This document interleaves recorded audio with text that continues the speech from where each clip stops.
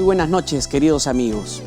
Este es un nuevo espacio, Visión País, donde vamos a poder transmitir a cada uno de ustedes a nivel nacional la representación, la visión y todo lo que los partidos políticos nos van a ofertar para el año 2026.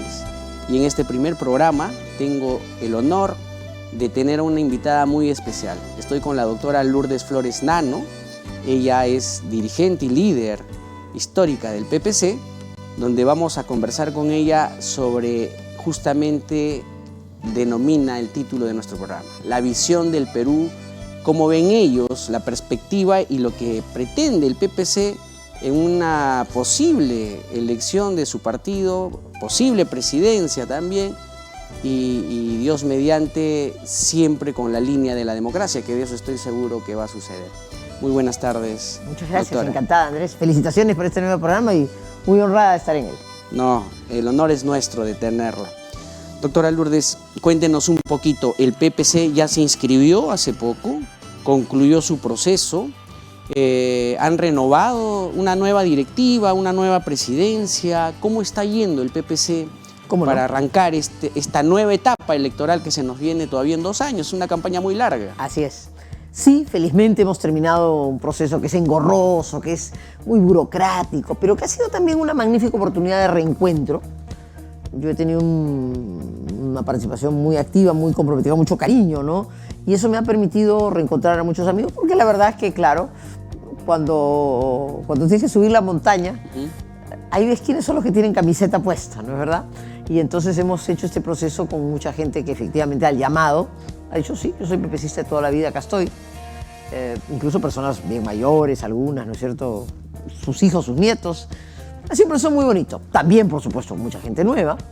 Y hemos terminado 10 etapas. Ya estamos formalmente inscritos, constituidos 70 comités. Sí, hemos elegido una nueva directiva, la preside Carlos Neuhaus, que además es hoy día la figura que nos representa y que debe liderar este proceso, sin perjuicio de lo que conversaremos, de la posibilidad de unir con otros, claro, para evitar esta fragmentación. Pero estamos muy contentos, hemos hecho una combinación, vicepresidentes, personas un poco de más larga trayectoria, Miguel Ángel Mufarech, Gastón Cajina, Norma Campoblanco de Vega, que ha sido regidora en la Municipalidad de Huaraz, y gente más joven en la Secretaría General, Javier Bedoya de Negri, Claudia Chirinos de Trujillo y Matilde Lozada de Arequipa, y luego secretarios nacionales, en fin. Y estamos en esta etapa. Esta semana pasada, por ejemplo, semanas pasadas han sido semanas de inauguración de comités, de juramentación, tanto en Lima como en regiones. Hemos hecho unos plenarios regionales para invitar a los secretarios. En fin, hemos comenzado esta tarea que tiene que ser una tarea esforzada, orgánica, de convocar, de organizarnos, para pasar a lo que el objeto de tu programa, que es cuál es la plataforma, cuál es la propuesta que llevamos adelante. Estamos muy contentos de haber terminado esta etapa, pero evidentemente ya estamos activos, muy activos en la siguiente etapa, que es política y programática. Así es. También está el señor Silloni, si más no me equivoco. ¿Cómo no? Es parte, en este momento, digamos, de esta nueva etapa, en adición a lo que estamos haciendo de organización, nuestro presidente Carlos Neuhaus está en un proceso muy activo de convocatoria a gente. Algunos querrán tener algún rol político, tú sabes que en estos días hay que inscribirse para cumplir con el requisito legal, pero otros no. Otros son gente que quiere servir al país, que podría jugar un rol técnico de primer nivel, y esa es una tarea que el propio presidente se ha puesto digamos, como meta personal.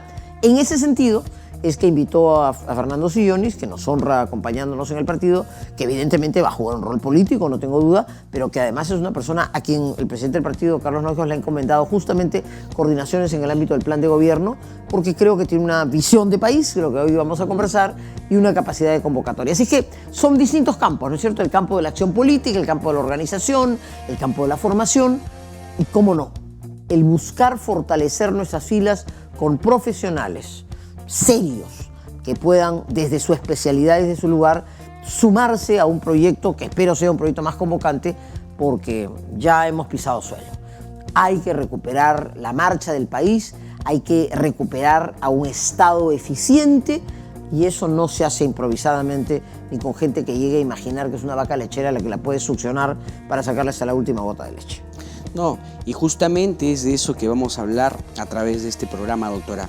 El PPC es un partido democrático que en su momento trató de hacer una alianza para poder seguir creciendo con este Perú que estaba ya aventurándose a ser uno de los países, por decirlo así, la niña de los ojos de Latinoamérica. Tuvimos un extraordinario crecimiento entre el 2006 y el 2011. A pesar de las dificultades, hasta hace unos 5 años estábamos yendo bien, pero lamentablemente el día de hoy tenemos una pobreza que supera el 30%, una desnutrición crónica infantil que día a día crece más, un sistema de salud que no funciona, los colegios que se están cayendo. Y justamente viendo ello, desde el PPC, en una posible elección que los pueda conllevar en el año 2026 a ser gobierno, ¿cómo considera usted que podría, en principio, salir de esta pobreza que está creciendo cada día más? El partido tiene, contestando tu pregunta y entrando a lo que es llamado una visión de país, en mi concepto, 2 líneas que deben ser la base, porque nosotros somos un partido con ideas, doctrinario, que debe ser la base para las cosas concretas de las que hablaremos seguramente en este programa. Sin perjuicio, por supuesto, de lo que en los próximos meses los técnicos vayan a ir aportando. Estamos hoy mirando una visión general. La primera es que nosotros somos un partido que cree en la persona humana. Somos un partido humanista. Y efectivamente, cuando tú señalas que después de un crecimiento que llegó a estar entre el 7, 8, hasta 9% en algún momento, la pobreza y la pobreza extrema habían cedido y la clase media había crecido, hoy vemos, y eso tiene un impacto directo en la vida de las personas, porque cuando la pobreza cede y se logra crecer y pasar a ser una persona que ha satisfecho sus necesidades básicas y ya puede como familia aspirar a un futuro, a la mejor educación de sus hijos, a que el negocio vaya creciendo, eso tiene que ver directamente con la calidad de vida de las personas. Entonces, esta noción humanista es un sustento fundamental. Y el otro gran principio es lo que los fundadores del partido trajeron en la Asamblea Constituyente del año 78 y que se ha repetido en la Constitución del 93 y que hoy lamentablemente hemos retrocedido, la idea de una economía social de mercado, que supone que creamos en el esfuerzo privado, en el esfuerzo del pequeño emprendedor, en el esfuerzo de quien trabaja todos los días para tratar de generar trabajo. 7 u 8 de cada 10 empleos son generados en ese sector, muchas veces por informal, carente de servicios básicos, de salud, de seguridad social tan importante, pero que es el que genera trabajo, que es el que se faja y que hoy tiene la amenaza, ¿no es cierto?, del secuestro, del robo del celular a sus hijos, de la amenaza en su pequeña tienda, en su taller, que tiene que cerrar más temprano simplemente porque tiene un temor para con su propia vida.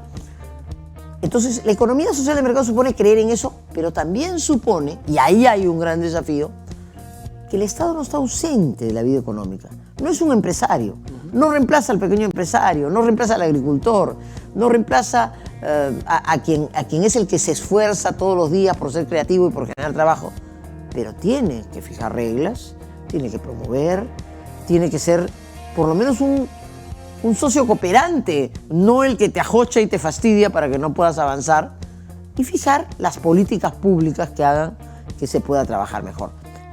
Defensa de la persona humana y economía social de mercado son 2 bases para digamos, caminar hacia adelante. Y tienes toda la razón en tu diagnóstico. El Perú, sin haber resuelto todos sus problemas, gracias a un cambio en su economía y a la nueva orientación que el Perú tomó desde la década de los 90, haciendo realidad bases importantes de este modelo económico, había comenzado a orientarse, había una orientación. Los jóvenes tenían un horizonte mayor, sabían que nuestro país estaba caminando y que podía ser el lugar para que ellos tuvieran éxito. Todo eso, por sucesivos retrocesos, pero sobre todo por esta última etapa de nuestra vida política nacional en que tocamos suelo, en que tuvimos la improvisación más absoluta y la corrupción más evidente. Y luego, claro, un gobierno que ha sucedido al anterior, pero que va administrando la situación sin darnos un horizonte, todo eso ha perdido velocidad. Por lo tanto, el 28 de julio del año 2026, quien tome el timón del país no puede llegar a tientas a ver cómo hace. Tiene que llegar con las ideas claras porque hay que recuperar ese nivel de crecimiento, que yo creo que es posible, y conversaremos de eso, pero que necesita sin duda alguna equipos técnicos, equipos serios de trabajo desde el primer día. No, sin lugar a duda, yo considero, y estoy seguro que así lo van a plantear los partidos políticos serios, que van a tener que llegar con una propuesta concreta y decirle al país, esto es lo que vamos a hacer desde el día 1. Yo creo que hay algunos campos en los cuales no hay un minuto más que perder. Así es. Sin duda alguna el de la seguridad es un campo claro, porque, claro, no se puede pensar en recuperar velocidad de crecimiento si tienes amenazada tu vida todos los días. Así es. Y repito, ya el secuestro no es un problema que nunca pudo ser aceptable, pero ya no es un problema que atañe al gran empresario, al que tiene una enorme fortuna y que, ¿no es cierto?, chantajeando vas a... No. Hoy día es algo que ataca al pequeño emprendedor. Ese está amenazado en su tienda, en su taller, en su puesto en el mercado. No, y no solamente te amenazan, sino ejecutan y te meten una dinamita, te meten un balazo. Entonces, el tema de la seguridad es fundamental y eso reclama inteligencia. O hace unos días conversaba justamente, por ejemplo, de los problemas de Patás, ¿no es cierto?, la sierra minera peruana, la liberteña, en la que no se ha logrado enfrentar el enorme peso y crecimiento, por supuesto, un buen precio de los minerales y una minería informal que ha tomado control de la situación. Y aunque hay algunos esfuerzos y alguna presencia del Estado, básicamente con las Fuerzas Armadas acompañando a la policía, todavía sigue siendo tierra de nadie. ¿Usted cree, ¿no, doctora, de que esa pequeña minería informal debería formalizarse? A ver, yo creo que siempre hay que distinguir entre el esfuerzo del pequeño minero, que por una serie de circunstancias podría decirse que es una minería informal, pero no ilegal, delictiva, de esta otra que ha ido contaminando el mapa. Hay un trabajo por ahí de la Universidad del Pacífico muy interesante que va mostrando cómo, a la par que la minería formal creció, obviamente, con un buen precio de los minerales, surgió también en tierra de nadie una minería informal alguna, muy fuertemente ilegal otra. Así es. Que comenzó a desarrollar una actividad que le da muchísimo dinero y que, como es una minería ilegal, delictiva, ha ido copando espacios de poder, se ha ido aliando con el narcotráfico, ha ido aislando a las autoridades, ha ido amenazando al Estado. En otras palabras, ha tomado control del Estado.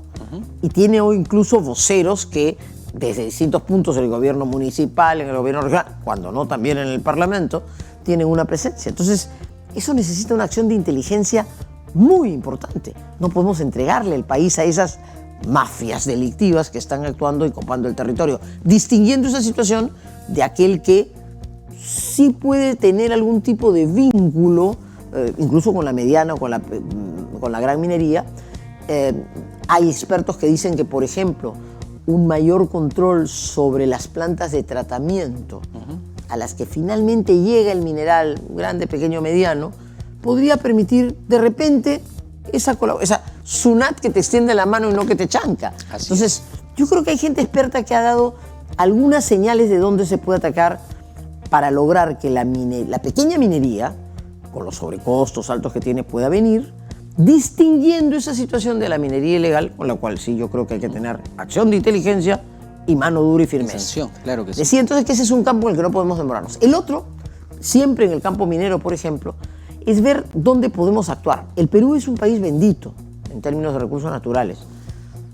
Por ejemplo, somos un país cuprífero, producimos cobre. Y el cobre está hoy día, y creo que en los 2 próximos años todo indica que va a seguir en un momento altísimo, ¿no es cierto?, altísimo de precio, que puede significar para el Perú un nivel de crecimiento muy grande. Claro, ahí se necesita decisión política. Y cómo no, y diálogo con la población y labor política también. Pero, claro, se ha hablado ya de la posibilidad de recuperar Tía María. Tenemos en el sur un potencial cuprífero de cobre inmenso que no se puede dejar pasar. Porque si lo dejamos pasar y queremos volver los ojos más tarde, es posible que lo que hoy nos da riqueza, dentro de unos años ya no nos la dé. O sea, es un recurso que es hoy día muy importante, pero va a dejar de serlo, puede dejar de serlo. Tenemos un potencial de litio, por ejemplo, en una zona tan difícil y tan conflictiva como Puno. No podemos dejar pasar. Y tenemos oro, que son riquezas minerales importantísimas. Entonces, hace falta decisión política. Hemos tenido un precio maravilloso, estupendo en los últimos meses en la pesca, que pasó una temporada tremenda, pero que ha recuperado su nivel. Bueno, necesitamos trabajar también con la industria pesquera, con la actividad pesquera, para dos propósitos, para que siga exportando, pero también para que alimente al pueblo produciendo pesca de calidad, de consumo humano. Entonces, y tenemos una agricultura que ha demostrado en ciertas áreas que puede generar pleno empleo, Trujillo, Ica, pero que necesitamos articular con esa otra pequeña agricultura que quizás necesita el reservorio de agua para regar 2 veces y alguien que le acerque la posibilidad de agua y de carreteras para que saque su producto. Entonces, el Perú es muy variado, pero en cada campo en el que podemos hablar, nada es fácil. A 4.000 metros, es muy complicado. Con falta de caminos, etcétera. Pero no somos un país perdido en el hemisferio. Somos un país que tiene un potencial. ¿Qué necesitamos? Un gobierno que ponga orden y un gobierno que se decida rápida el primer día a actuar para dinamizar, para levantar estas fuerzas productivas que están en el pequeño empresario y también en el grande, al que hay que llamar sin ningún tipo de pudor y sin ningún tipo de complejo para que vengan y generen trabajo en el país. No, definitivamente. Una de las cosas que algunos especialistas en la materia comentaban desde ya hace un tiempo atrás, que los hemos entrevistado en el programa anterior, establecían de que era necesario formalizar a estos pequeños mineros, porque la gran mayoría de las pequeñas mineras que existen en Patás, en Ayacucho, en las zonas altoandinas, no es una minería destructiva que tienen que estar lavando ahí mismo y ponen el mercurio, sino que sacan la tierra, la llevan a una planta especial donde procesan recién el mineral y de ahí lo sacan. Y por eso más de una vez he escuchado a gente experta que decía que había que, en ese afán de atraer la formalidad, había que poner atención especialmente en esos sitios de tratamiento, esas plantas de tratamiento a las que finalmente concurren. Y que no necesariamente están en la zona. No, claro normalmente que no. Están en la costa, por supuesto. En Lima, en Pisco, Sin en duda. Nazca, ¿no? Entonces, claro, si se acompaña ese proceso y se llega a estos que son puntos de convergencia de esos pequeños mineros, pero claro, si tú llegas a decirle te voy a confiscar, te voy a obviamente no te pero van si a... tú llegas a decirle, ok, el paso siguiente es la formalidad en estas condiciones, porque eso va a traer un beneficio. En general, en el tema de la informalidad, que es otro gran capítulo nacional, ya que estamos hablando de visión del país, Perú ha crecido, qué duda cabe, nos hemos bajado el ritmo, pero crecimos con un altísimo grado de informalidad. Así es. O sea, la informalidad tiene ese doble lado, ¿no? Tiene el lado de haber sido el instrumento en el que alguien ha dicho, mira, pongo mi taller, camino, ya, no importa las condiciones de trabajo. Los grandes emprendedores. ¿No es cierto? Pero hago mi trabajo y hago mi emprendimiento, y el PPC quiere ser un partido que interprete a ese emprendedor peruano. Pero claro, simultáneamente es un trabajo en condiciones inadecuadas, sin salud básica, hoy, como vemos, sin un sistema pensionario adecuado, ¿no? Pareciera que no se ha terminado de pensar bien esta iniciativa, que tenía la parte interesante de pensar en alguna otra forma de captar a quienes no están en una planilla. Me parece que el proyecto no estaba suficientemente acabado, pero hay que pensar en esas cosas, o sea, cómo hacer que la formalidad sea algo simple y que me convenga, ¿no? Que me interese. Yo creo que, volviendo al tema que planteábamos, si yo tengo un sistema por el cual sé que mi mineral va a ser tratado y voy a pagar el tributo que corresponda, probablemente uno, en un solo puesto, de manera muy simple, con declaraciones juradas sencillas, probablemente yo encuentre que eso tiene una serie de otras ventajas, porque voy a poder vender mi mineral en mejores condiciones, porque no voy a estar expuesto al riesgo, digamos, de estas mafias que comercializan en cualquier condición. Entonces, la gente tiene que sentir que ser formal es algo que me ayuda, que me es útil, no que me estrangula. Yo creo que la tienen clara. El gran problema es que le tienen miedo, porque saben que el Estado peruano, hoy por hoy, es difícil de poder confiar en sus autoridades, en sus instituciones. Fíjese, 20.000 millones de soles se calcula que se pierden cada año a consecuencia de que estas pequeñas minerías no pagan impuestos. Por supuesto. Mira, en este proceso saludable y que es bueno que tu público, que sé que hay público joven, comprenda que este cambio que el Perú dio hace 30 años, en la década de los 90, cuando finalmente decidimos hacer la contrarreforma de lo que habíamos heredado de los 70, y se comenzó a generar un cierto dinamismo, desordenado, con informalidad, también con gran empresa que vino al Perú, volvimos a tener una actividad minera activa, nuestra pesquería se ordenó con unas cuotas pesqueras, la agricultura de exportación creció, la propia industria se fue concentrando en aquello que podíamos tener más éxito. En fin, fue este cambio que hizo que el Perú progresara y que ahora ha perdido el ritmo, hizo que tuviéramos quizás una empresa privada más dinámica, no suficientemente, porque también creo que muchas de las resistencias que se han generado en ciertos campos es porque se ha visto también una empresa privada que no entendía del todo que lo que tenía que ser era eficiente y competitiva, sino que quería, bueno, tengo influencia en el poder y voy, no, eso que se llama mercantilismo. Pero donde nos hemos quedado es en el Estado. Claro, una tesis muy liberal dice, bueno, no, es que no me interesa el Estado porque yo no quiero que el Estado haga nada. Los socialcristianos no creemos eso. Nosotros creemos que el Estado no tiene que reemplazar al privado, no tiene que estar por encima del privado, no tiene, por supuesto, que ahogar al privado. Pero necesitamos un Estado. Así es. Un Estado más chico, un Estado más eficiente. Y ese Estado, digamos que hoy es todavía, bueno, que en este último tiempo ha seguido creciendo, la administración pública ha perdido mucho profesionalismo, mucha gente valiosa ha terminado saliendo para ser reemplazada por personas que han copado muchos puestos públicos sin tener las capacidades adecuadas. Ese Estado es indispensable modernizarlo, porque el proceso de crecimiento del Perú, comenzando con cosas que hemos dicho, el orden tiene que ponerlo el Estado. El orden no puede ser la defensa que cada uno haga armado, ¿no es cierto?, con su pistola, ¿no es cierto? Ni hay que trasladar a la empresa privada el costo, que muchas veces lo asume, pero el costo de la seguridad es una tarea estatal. Así es. El Estado tiene que hacer eso. El Estado tiene que construir infraestructura. Puede convocar a la empresa privada, pero es un deber del Estado dotar al Perú de la infraestructura necesaria, para eso recoge tributos. Por supuesto, es un deber del Estado educar y dar salud. Entonces, hay tareas que el Estado tiene que cumplir y ese Estado no lo hemos modernizado. Entonces, esa tarea es una tarea pendiente y yo no creo en las grandes teorías sobre la reforma del Estado. A mí me parece que la reforma del Estado, eso lo dijimos del año 2001, tiene que darse en eso, en la posta médica, en el colegio, en el juzgado de paz, en aquello que el ciudadano siente que está cerca, en la comisaría, y que no lo atiende. Para que crea, lo que decía hace un instante, para que crea que tratar con el Estado no me da miedo, sino me es útil. Creo que tenemos que tener un sentido muy pragmático. La relación de ese ciudadano que ha hecho tanto esfuerzo, que ha crecido tanto, que ha educado a sus hijos, es muy dudoso del papel del Estado, porque lo ha hecho solo. Y cuando voltea al Estado lo que tiene es un machete. Entonces, claro, eso hay que cambiarlo.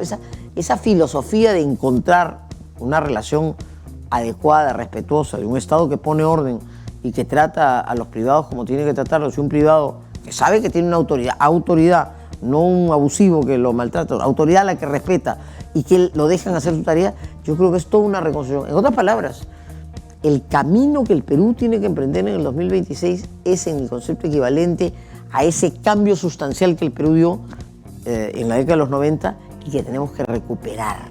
Es una tarea de reconstrucción, de resurgimiento del país, con un horizonte que no se va a acabar en un gobierno, pero que el gobierno que tiene que comenzar la tarea con mucha fuerza. Hemos perdido en estos años mucha energía, mucho tiempo y hemos retrocedido lamentablemente. Doctora, pero hay una realidad también.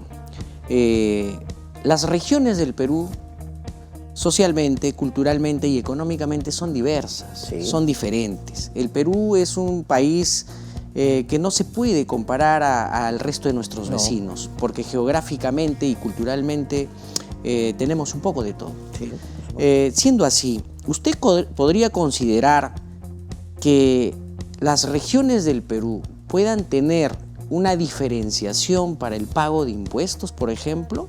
Es decir, Huancavelica es una región pobre, al igual que Ayacucho, Apurímac, que ya no es tanto, porque gracias a Dios tiene la bendición de tener a las Bambas, ¿no? Y muchas de estas regiones pobres no tienen turismo, no tienen buenas carreteras, no tienen aeropuerto. El caso de Huancavelica, por ejemplo, que es una región y no tiene aeropuerto. Y así como estas ciudades, existen muchas otras provincias que tienen un grado de pobreza enorme. Sin embargo, cuando uno viaja y conoce estos espacios, estos lugares, y me ha pasado, he visto pequeñas tiendas cerradas por la SUNAT, ¿no? Los acogotan y la gente emprendedora, el que quiere poner un puesto, una tiendita, un pequeño restaurante, un pequeño bar, etcétera, no les permiten crecer o salir adelante y muchas veces fracasan en el intento de ser empresarios. ¿Usted podría considerar de que sería factible de que el costo del IGB sea diferenciado en algunas regiones del Perú? A ver, no nos ha funcionado experiencias de tratamientos diferenciados tributarios. En alguna época se dijo, por ejemplo, hay que darle a la selva, ¿no es cierto? ¿Por qué? Porque trasladar un producto de la selva supone subir a la cordillera, bajar, llegar a la costa para salir, no tiene salida. Hay que darle una exoneración tributaria, por ejemplo, ¿no? Eso no caminó, no llegó a generar el objetivo que buscaba y era que en la medida en que yo no tenga que pagar voy a generar una actividad, ¿no es cierto?, dinámica que va a crecer. No se logró. Me gustó más en la experiencia, todavía me parece que inconclusa, de cuando se dijo, más bien vamos al revés, que sí tribute, pero que eso se quede. Experiencia de San Martín, se firmaron convenios, avanzó. Me parece que algo se avanzó, después no se le ha dado el impulso adecuado. Entonces, tener regímenes tributarios diversificados, pueden haber algunas experiencias. Hay alguna gente, por ejemplo, que dice, como gente que conoce, ¿no?, que se podría pensar en el plan Puno, ¿no? Y entonces pensar en alguna zona franca que permita integrar el altiplano, ¿no es cierto?, y darle una oportunidad. Son cosas que se pueden pensar, son tratamientos especiales, muy singulares. Pero en general lo que yo sí creo que debe haber es, por un lado, mirar ensayos de ese tipo, o sea, cuánto de lo que se recauda puede quedar en la región. Segundo, tenemos, digamos, el canon minero que muchas veces beneficia y regresa en cifras muy importantes a pequeños distritos o provincias de regiones que gracias a la minería pueden pegar el salto, pero el uso de ese canon no está siendo el más eficiente. Entonces eso es un ingreso tributario que regresa a la región. También en eso hay trabajos que demuestran que desgraciadamente no se le ha dado a esos recursos, que no han sido pocos, un impacto muy importante. Muchos de esos millones están guardados en el banco. Guardados o han ido a burocracia estatal. Así es. Porque se distribuyen, como ustedes saben, al gobierno regional, al gobierno local, a las universidades. No han llegado necesariamente a la población. Y más bien lo que la población pobre ha visto no es el reservorio, no es el camino rural, sino el gran edificio o el gran monumento que no ha servido. Entonces, ahí hay un trabajo, hay un trabajo estupendo de la Universidad del Pacífico que analiza distrito por distrito cuál ha sido la situación del canon y pondera algunos casos. Cuando ese canon ha ido, por ejemplo, a mejorar los baños de los colegios o a mejorar el agua y desagüe de la comunidad, eso ha tenido un impacto en 1000 cosas, en salud, educación, etcétera, etcétera. Entonces, ese es el tipo de cosas, Andrés, que yo creo que un gobierno eficiente debe concentrarse.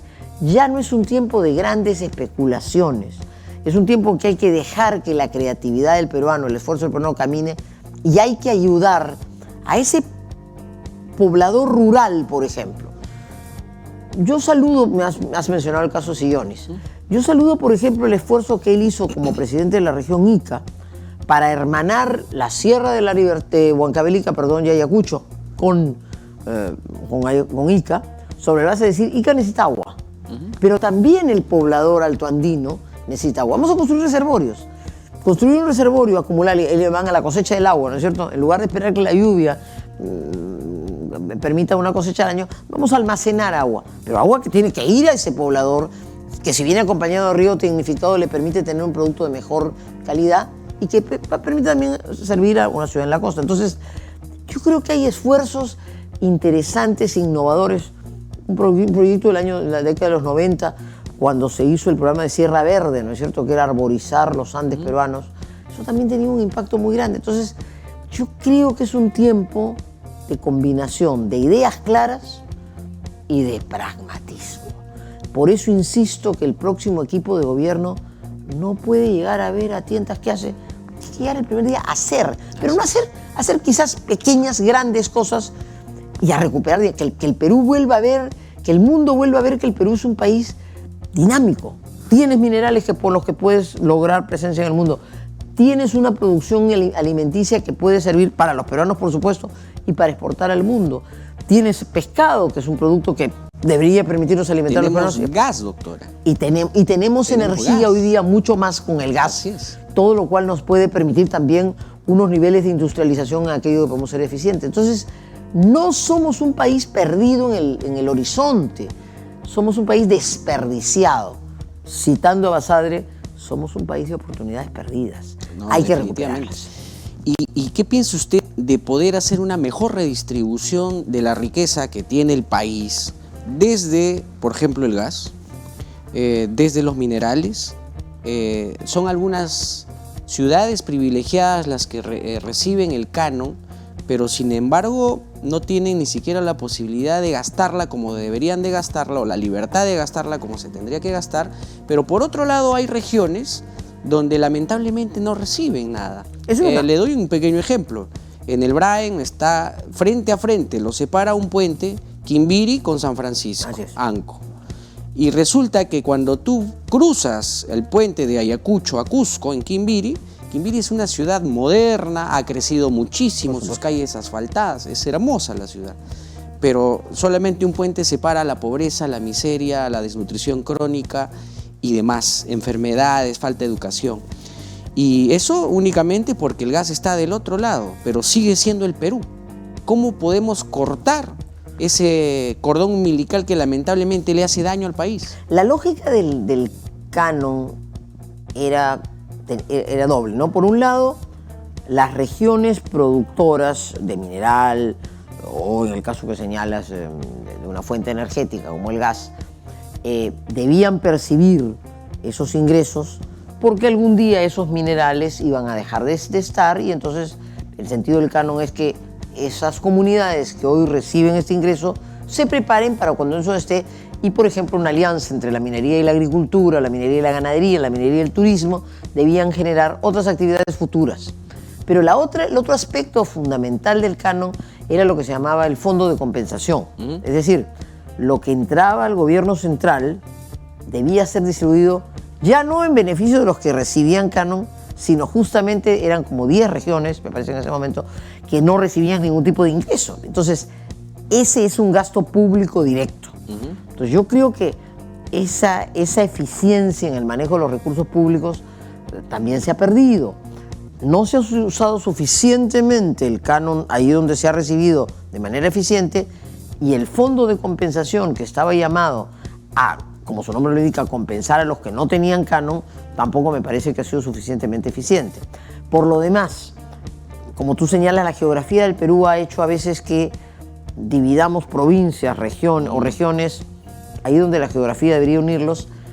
La idea de mancomunidades, la idea de esfuerzo, porque el Perú tiene el gran problema que poner un puesto de salud ahí donde hay una pequeña comunidad, o poner un colegio ahí donde hay poquísimos pobladores a los que separan bastantes kilómetros de distancia, es costoso y difícil. Entonces hay que tratar de unir, hay que tratar de encontrar puntos de convergencia, y estos distritos o provincias más ricos, llamémosle así, que pueden ser los casos de la provincia de la Convención que cita, son verdad, Quimbiri, Santana, son Santa Teresa, pero no son distritos que han recibido mucho dinero.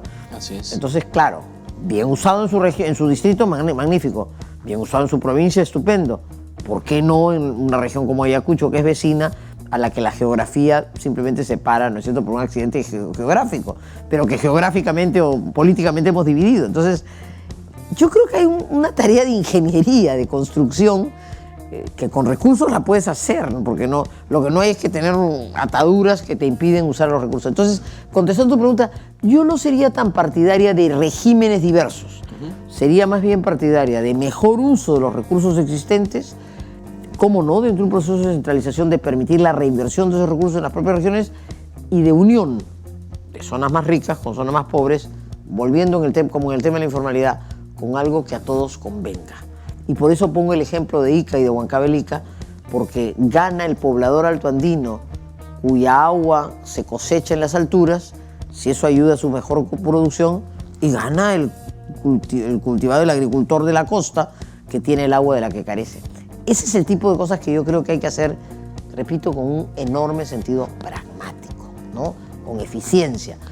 No, este no es un tiempo... La izquierda en el gobierno en los últimos años nos ha llevado a unas discusiones ideológicas, ni siquiera pues capaces porque no nos han desarrollado bien, pero... Absurdas. Pero a unas disquisiciones ideológicas absurdas, inconducentes. Han hecho perder el tiempo. De perder el tiempo, exactamente, de perder el tiempo. ¿No? Y yo, doctora, quiero comentarle un tema también importante respecto a lo que usted mencionaba entre esta asociatividad de Ica, Huancavelica y Ayacucho. Hace años existe esta idea del gran proyecto de Pampas Verdes. Pampas Verdes era el objetivo de aglutinar el agua que venía entre Arequipa y Ayacucho para poder irrigar toda la zona, la nueva zona agrícola que podría tener Ica. Pero sin embargo también había parte de la cuenca donde podría hacerse una hidroeléctrica y posiblemente una de las más grandes que también podría tener el país. Mira, ¿no? Entonces, ese proyecto no debería de estar ajeno a ningún partido político. Hay que mirar ello porque con eso, tanto Ayacucho, Huancavelica, Arequipa, el norte de Arequipa e Ica podrían crecer enormemente. Mira, yo creo que las respuestas que técnicos, por supuesto, con más conocimiento tienen que dar, no pueden desconocer la geografía peruana, ¿no? La costa peruana ha pegado un salto, básicamente por el impulso agroindustrial. Luego tenemos una gran muralla, ¿no es cierto?, que son los Andes. Interesante el esfuerzo, creo que el gobierno del presidente Humala hizo, de intentar, y eso hay que terminarlo, la interconexión, por ejemplo, con el tendido para efectos de Internet, ¿no? Digamos que no solamente sea la integración vial, sino también la integración de comunicaciones, que hoy es vital. Es fundamental. Pero esa mirada de la sierra y la costa, ¿no es cierto?, de la integración de las alturas con la parte más baja, podría permitir, yo creo que el Estado tiene que volver los ojos a los Andes, y por supuesto a la llanura amazónica, a la Amazonía, pero los Andes tienen que ser objeto de una atención especial. Y los Andes del sur, que están tan conflictivos, tan ariscos, tan, digamos, resentidos con el centralismo, ¿no es verdad? Pero el Ande en general, ¿no? Porque creo que hay ahí un punto de encuentro. Desaprovechamos la oportunidad de los caminos de interconexión, ¿no? O sea, más que las longitudinales, los caminos de integración, que son pequeños caminos que van subiendo ¿no?, a la par de los ríos, y que podrían integrar valles, pero hay que volver los ojos al Ande, que es una fuente muy importante de riqueza, lo está haciendo en el tema minero, lo puede ser en la cosecha del agua, pero no para que eso sirva a la costa exclusivamente, de ninguna manera, sino para que en ese esfuerzo de inversión que tiene que ser básicamente pública, me parece que ahí, digamos, es un costo alto, también el pequeño agricultor, el pequeño ganadero, pueda ser ayudado a pegar un salto de tecnificación, a pegar un salto de mayor producción, a sentir que esta economía social de mercado, pero que es una economía de mercado, o sea, que tú vas a salir a producir, te favorece. Caminos, agua, integración, son respuestas concretas en las que deberíamos tener el apoyo.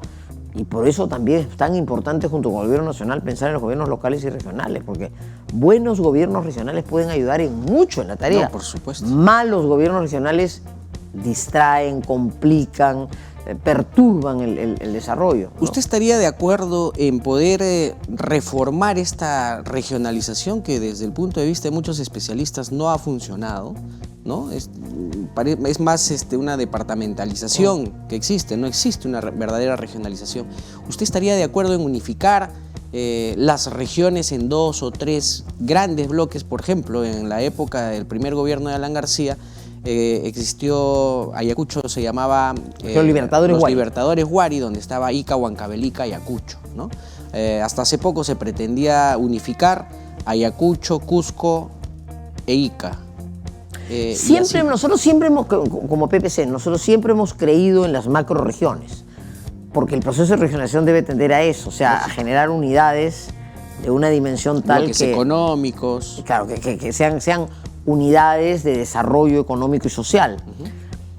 La pregunta es, ¿cómo pasas de las 24 hoy existentes en un proceso que sea querido y entendido? Acuérdate que fue el gobierno aprista, no, fue el gobierno de Toledo el que hizo muy improvisadamente también una consulta para las macrorregiones y nadie quiso, ¿no es cierto? Fue 2004, recuerdo. Fue un fracaso total. Entonces, he mencionado hace un rato un sistema que a mí me parece que es algo que tenemos que estimular más, que son las mancomunidades. O sea, yo creo que eso es hay que llegar a esa meta. El Perú no puede tener 24 unidades fragmentadas porque no hemos Casi logrado 2000 regionalizar. distritos. Claro, no hemos logrado descentralizar, no hemos logrado regionalizar. Hemos transferido recursos, muchos, Sí. a núcleos departamentales que tampoco necesariamente han distribuido las provincias y que muchísimas veces no han llegado a los distritos.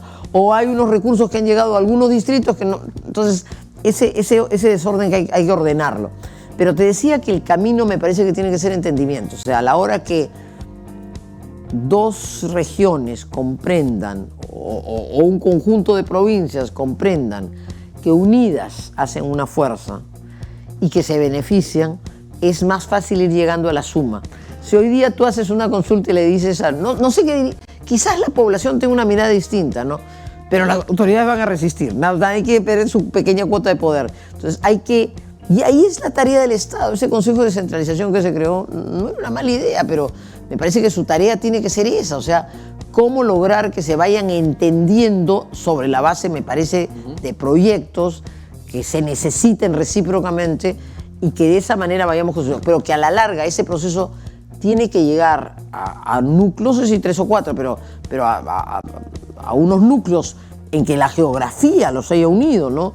Un ingeniero jefe, que en paz descanse, hace muchos años, cuando en la década de los 80 se planteó el tema, hablaba de las regiones en base a las cuencas, y me parece que tiene razón, porque la geografía política, la división política no coincide con las cuencas. La cuenca es un factor que te crea una unidad geopolítica, geoeconómica, en realidad. Entonces hay que caminar en esa dirección. Son procesos largos, Así ¿no? es. Porque no son regiones que han convivido históricamente. Ahora, ese es el proceso de integración que necesita el Perú.